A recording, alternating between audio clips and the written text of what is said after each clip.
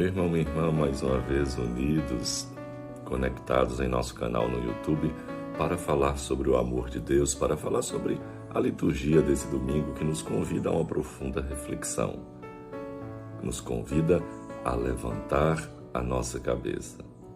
Nós estamos no penúltimo domingo do ano litúrgico e as leituras são um prelúdio desse encerramento, convidando-nos a refletir sobre o fim dos tempos e a meta final para onde Deus nos conduz, faz nascer em nós a esperança, faz nascer em nós o desejo, a coragem de enfrentar as adversidades e lutar pelo advento do reino, lutar por esse tempo novo, tempo da graça, tempo das misericórdias de nosso Deus. Eu convido você, se ainda não é inscrito, a se inscrever em nosso canal para sempre estar recebendo as nossas meditações e juntos falarmos sobre tudo o que a liturgia nos apresenta no domingo. Na primeira leitura, no profeta Malaquias, ele descreve o dia do Senhor. O povo de Israel tinha voltado do exílio, e tinha voltado do exílio com muitas promessas de um futuro maravilhoso, de um futuro cheio de paz, um reino de bem-estar, de justiça. Mas o que ele vê é o contrário. Por isso começa a manifestar a desilusão. Então, numa linguagem profética, numa linguagem apocalíptica, Malaquias, ele descreve, ele dirige palavras de conforto, de esperança. Deus não vai abandonar o seu povo. Ele vai intervir na história, ele vai destruir o mal, fazendo triunfar um tempo de graça, um tempo de bênção, um tempo de justiça e de verdade. Não pretende, com isso, incutir medo, falando do fim dos tempos, mas reforçar, fortalecer a esperança no Deus libertador, para enfrentar os dramas da vida, para enfrentar os dramas da história. Esperança que nós devemos ter ainda hoje, apesar das coisas que nós vemos, apesar das situações que nós vivenciamos. Ter sempre esperança, esperar sempre em Deus, numa atitude dinâmica, numa atitude de esperançar, de fazer acontecer. No Evangelho, São Lucas apresenta, essa situação, apresenta essa parábola. Temos o discurso escatológico, em que aparecem 3 momentos da história da salvação: a destruição de Jerusalém, o tempo da missão da igreja e a vinda do Filho do Homem. Então, Lucas escreveu essa realidade, o Evangelho, uns 50 anos depois da morte de Cristo, depois da ressurreição do Senhor.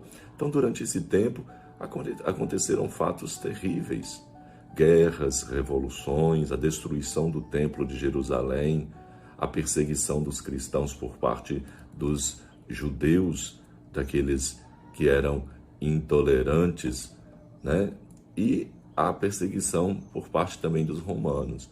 Então, para muitas pessoas, eram sinais do fim do mundo. Tudo isso era sinal de que o mundo estava acabando. Então, Lucas, com as palavras do próprio Mestre, do próprio Jesus Cristo, indica 2 atitudes: não se deixar enganar por falsos profetas, não perder a esperança em Deus, que está sempre conosco, está sempre perto de nós.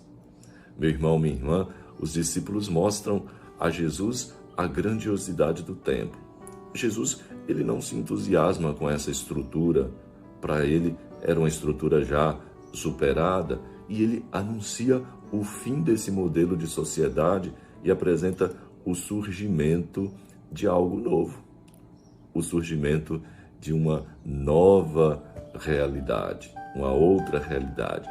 Dias virão em que não ficará pedra sobre pedra, tudo será destruído. Os curiosos então querem saber mais. Quando acontecerá isso? Qual vai ser o sinal de tudo isso? E Jesus responde numa linguagem bem apocalíptica, que era um gênero próprio daquela época. Referências à queda de Jerusalém e ao fim do mundo. Jesus diz de uma forma clara para eles: haverá grandes terremotos, fome, peste, aparecerão fenômenos naturais espantosos no céu. E Jesus alerta sobre os falsos profetas, dizendo: olha, quando tudo isso acontecer, não se deixe enganar. Cuidado para não ser desenganado, porque muitos virão em meu nome. Não sigais essas pessoas. Não vão ao encontro dessas pessoas. Meu irmão, minha irmã, ainda hoje nós vemos essa realidade. Muitas pessoas falam em nome de Jesus, dando respostas fantasiosas, produzindo motivações pessoais, fazendo tantas coisas absurdas. Não é prudente acreditar em tudo que se diz que acontece em nome de Jesus. Tudo que está revelado está na palavra, está na Sagrada Escritura. Jesus, ele exorta a esperança. Ele diz: não tenham medo, não, fiquem de cabeça erguida. Esses sinais de desagregação do mundo velho não devem assustar. Pelo contrário, devem provocar em nós anúncio, em nosso coração, de alegria e de esperança, de que um mundo novo está surgindo, de que algo novo vai acontecer. Quando essas coisas começarem a acontecer, levantem-se, ergam a cabeça, porque a vossa libertação está próxima. Ou seja, sinal de que o novo está acontecendo. Jerusalém deixa de ser o lugar exclusivo e definitivo da salvação. Começa então agora o tempo da igreja, em que a comunidade dos discípulos, eles testemunharão a salvação a todos os povos da terra. As catástrofes, elas continuam ainda hoje e vão continuar. Guerras, revoluções, terrorismos infernizam por toda parte o mundo. Muita gente morre de fome. O aquecimento global é algo aí ameaçador, ciclones, terremotos, tantas coisas feias, tantas coisas ruins acontecendo e estão aí se multiplicando, que dá até a sensação a gente de ser mesmo o fim do mundo. Os discípulos, eles não devem temer. Haverá dificuldades, mas eles terão sempre a ajuda, a força e a presença de Deus. Cabeça erguida. No discurso escatológico, Jesus define a missão da igreja, e a missão da igreja é dar testemunho da boa nova, é construir o reino.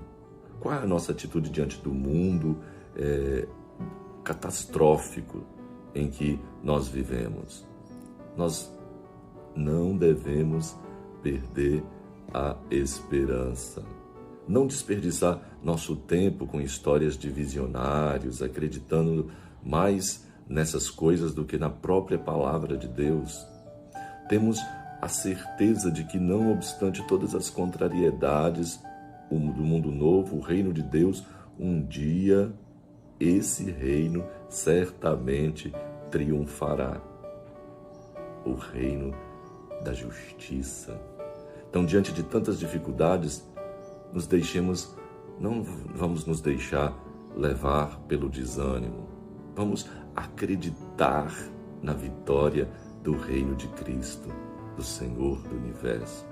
Cristo nos garante coragem, levantai a vossa cabeça, ficai de pé, porque a vossa libertação se aproxima. E é nessa esperança que nós, como cristãos, nós como crentes, nós como pessoas, homens e mulheres de fé, cremos nesse tempo novo, nesse reino novo, nessa graça nova, ou melhor, nessa graça sempre presente de Deus em nossa vida. Então, fiquemos de pé, ergamos a nossa cabeça, a nossa libertação está acontecendo.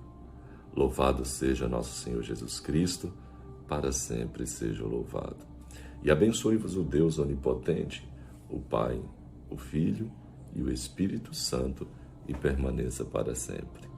Até o nosso próximo encontro. Fique em paz e que Deus esteja sempre conosco.